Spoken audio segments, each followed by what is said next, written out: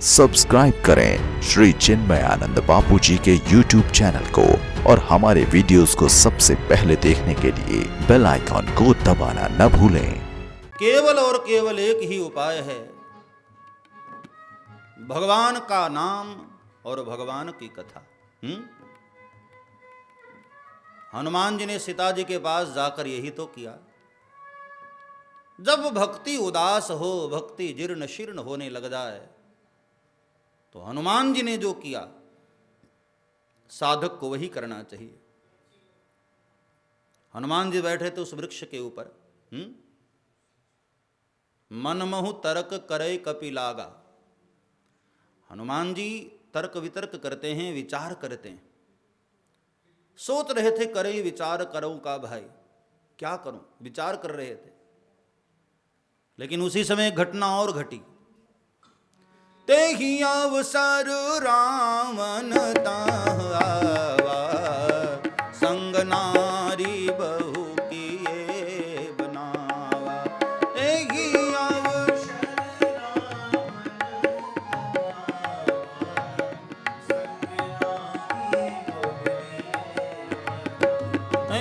तेहि अवसर रावण ताह आवा, संग नारी बहु किए बनावा।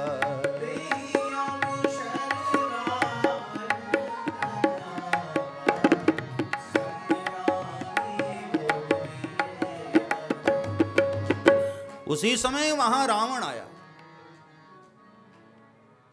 अपने पूरे दल बल के साथ, कई सारी रानियों को लेकर, राक्षसियों को लेकर, और आकर सीता जी को प्रलोभन देने लगा।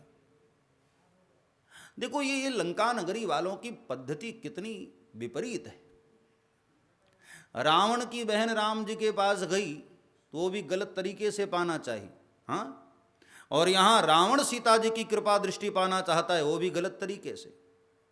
शूर्पणखा गई तो नकली वेश बनाकर, कपट वाला वेश बनाकर, और रावण चाहता है कि मैं प्रलोभन दिखा करके सीता जी की कृपा दृष्टि प्राप्त कर लूं। देखो मानस ये कहती है, जीवन का परम लक्ष्य है सीताराम जी की कृपा दृष्टि प्राप्त करना। लेकिन क्या रावण और शूर्पणखा को प्राप्त हुई? हनुमान जी महाराज को सीता जी की कृपा दृष्टि प्राप्त हो गई, रावण और शूर्पणखा को नहीं। क्योंकि बाबा तुलसी ने मानस में स्पष्ट कह दिया, निर्मल मन जन सो मोहि पावा, मोहि कपट छल छिद्र न भावा। निर्मल मन जन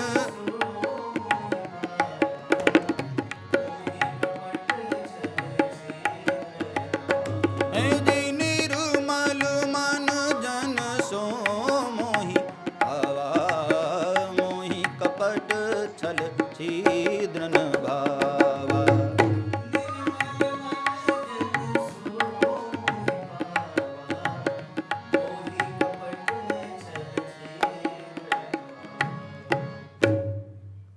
भगवान को प्राप्त करना है, सियाजू की कृपा दृष्टि प्राप्त करनी है, तो केवल और केवल एक ही उपाय है, निर्मल मन जन सो मोहि पावा।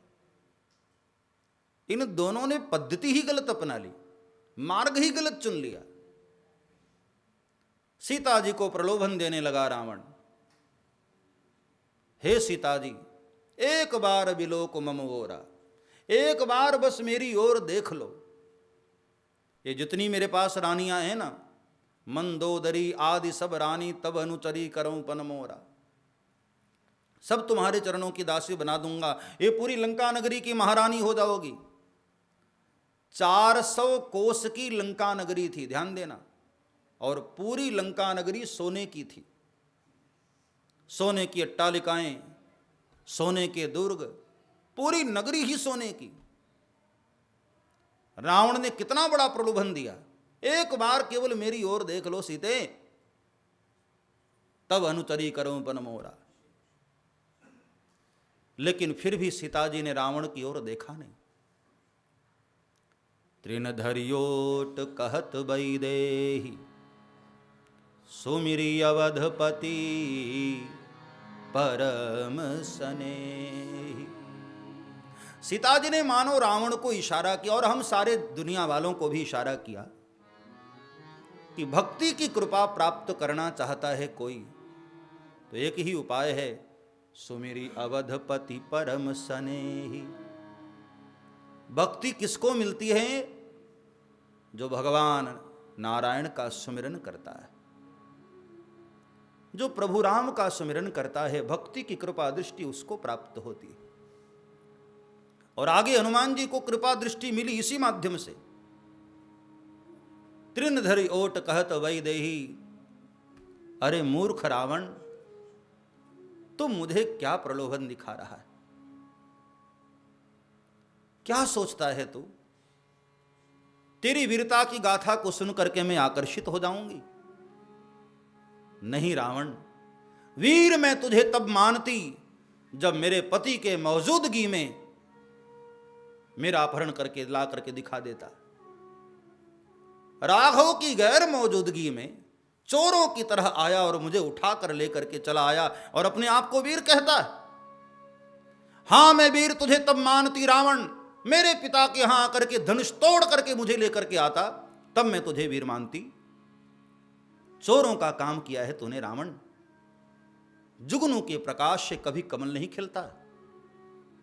कमल को खिलाना है रावण तो सूर्य का प्रकाश चाहिए। आप ही सुन खद्योत सम राम ही भानु समान। जैसे ही सुना खुद को जुगनू और भगवान राम को सूर्य की तरह, रावण क्रोध से तिलमिला उठा और तलवार निकाल करके सीता जी को मारने चला।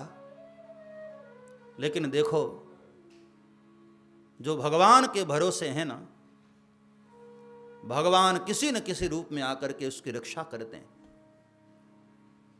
जे राखे रघुबीर ते उघरे ते ही काल महु। विषम परिस्थिति में भी परमात्मा अपने भक्त को बचा लेते हैं, किसी न किसी माध्यम से, किसी न किसी तरीके से। सब्सक्राइब करें श्री चिन्मयानंद बापू जी के YouTube चैनल को और हमारे वीडियोस को सबसे पहले देखने के लिए बेल आइकॉन को दबाना न भूलें।